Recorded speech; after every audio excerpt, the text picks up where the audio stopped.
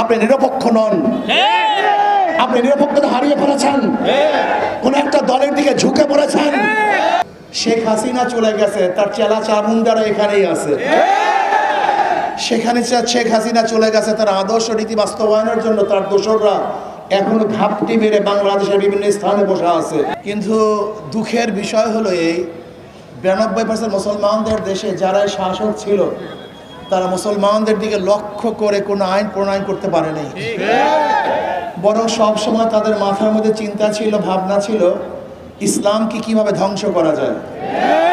আজকে প্রত্যেকটা প্রাইমারি স্কুলে যেই গানের শিক্ষক নিয়োগের প্রজ্ঞাপন জারি করা হয়েছে, এটা তো আওয়ামী লীগের এজেন্ডা ছিল, এটা তো আওয়ামী লীগ জারি করতে চেয়েছিল। আওয়ামী লীগ গানের শিক্ষক নিয়োগ দিবে, কিন্তু মুসলমান এবং উলামায়ে কেরামের আন্দোলনের কারণে নিতে পারে নাই। তাহলে কি দেখলাম? শেখ হাসিনা চলে গেছে, তার চেলা চামুন্ডারা এখানেই আছে। শেখ হাসিনা যে এই গানের শিক্ষক নিয়োগ দেওয়ার জন্য প্রজ্ঞাপন জারি করেছিল বা করতে পারে নাই, সেটা আপনি কেন করতেছেন? কার ইঙ্গিতে গানের শিক্ষক নিয়োগ দেবেন? এটা কি জাতীয় কোনো শিক্ষা? গান কি আমাদের বাংলাদেশের জাতীয় কোনো শিক্ষা? যদি গান বাংলাদেশের জাতীয় শিক্ষা না হয়, তা জাতীয়ভাবে সেটাকে শিক্ষা দেওয়ার জন্য প্রস্তুতি নিচ্ছেন কিভাবে?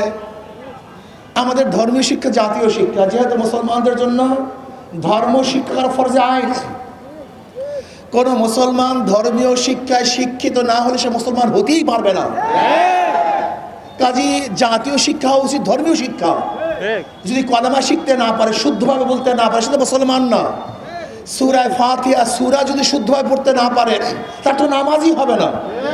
এই জন্য নবী আলাইহিস সালাতু ওয়াস সালাম বলেছেন, প্রত্যেকটা নর নারীর উপরে দ্বীনি ইলম শিক্ষা করা ফরজে আইন। কাজী 92% মুসলমানদের দেশে ফরজে আইন কিভাবে বাস্তবায়ন হবে, এটা সরকারের দায়িত্ব। এই দায়িত্ব সরকারকে পালন করতে হবে।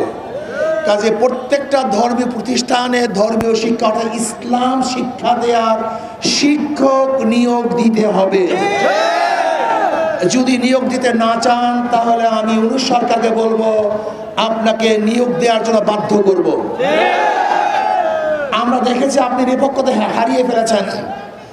আমি বলবো সরকার সাহেব, আপনি আর নিরপেক্ষ নাই। আপনি নিরপেক্ষতা হারিয়ে ফেলেছেন। আন্দোলন করেছি আমরা, সংগ্রাম করেছি আমরা, রাস্তায় ছিলাম আমরা, বুলেটের সামনে ছিলাম আমরা, ট্যাঙ্কের সামনে ছিলাম আমরা, রাস্তায় জীবন দেওয়ার জন্য প্রস্তুতি নিয়েছিলাম আমরা। আর আপনি কাদেরকে নিয়ে ঘোরাফেরা করেন?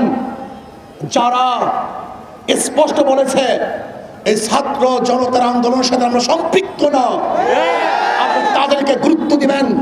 আর যারা রাস্তায় নেমেছিল জীবন দেওয়ার জন্য, তাদেরকে আপনি উপেক্ষা করে চলবেন। আপনি নিরপেক্ষ নন, আপনি নিরপেক্ষতা হারিয়ে ফেলেছেন, কোন একটা দলের দিকে ঝুঁকে পড়েছেন। আপনি জানেন বাংলাদেশের মানুষ যদি জাগ্রত হয়, কোন জালেমকে কোনদিন রক্ষা করে না, রক্ষা করতে দেবেন ইনশাআল্লাহ। আমি স্পষ্ট ভাষায় বলে দিতে চাই, বাংলাদেশের প্রত্যেকটা শিক্ষা প্রতিষ্ঠানে, কওমি মাদ্রাসা সহ যে সমস্ত আলেমরা সহি আকীদা বিশ্বাসী, সহি শুদ্ধভাবে কোরআন তেলাওয়াত করতে পারে, এরকম শিক্ষককে নিয়োগ দিতে হবে। বাংলাদেশের 92% মুসলমানদের অর্থে পরিচালিত দেশের মধ্যে কোন অবস্থাতেই গানের শিক্ষক নিয়োগ দেয়া যাবে না। এই প্রজ্ঞাপন বাতিল করবেন। যদি এরপরও দুঃসাহস দেখান, যদি বাংলাদেশের প্রাইমারি লেভেলে আপনি গানের শিক্ষক দেওয়ার দুঃসাহস দেখান, তাহলে বাংলাদেশের জনগণ ঐক্যবদ্ধ হয়ে আপনাকে চেয়ার থেকে নামিয়ে দেবে ইনশাআল্লাহ। আপনি চ্যালেঞ্জ দিতে পারেন আমাদের থেকে, আমরা চ্যালেঞ্জ দিলাম। আজকে বাইতুল মুকাররমে যে সমস্ত মানুষগুলি নামাজ পড়েছে, আল্লাহকে সিজদা দিয়েছে, যদি আমরা এই বাইতুল মুকাররমের মানুষগুলি, মুসল্লিগুলি যদি ঐক্যবদ্ধভাবে আন্দোলন করি, তাহলে সাহেব আপনি একদিনও টিকতে পারবেন না। আমি বারবার আপনাকে একটা কথা বলি, আপনার সুখে থাকতে ভূতি গিলে কেন?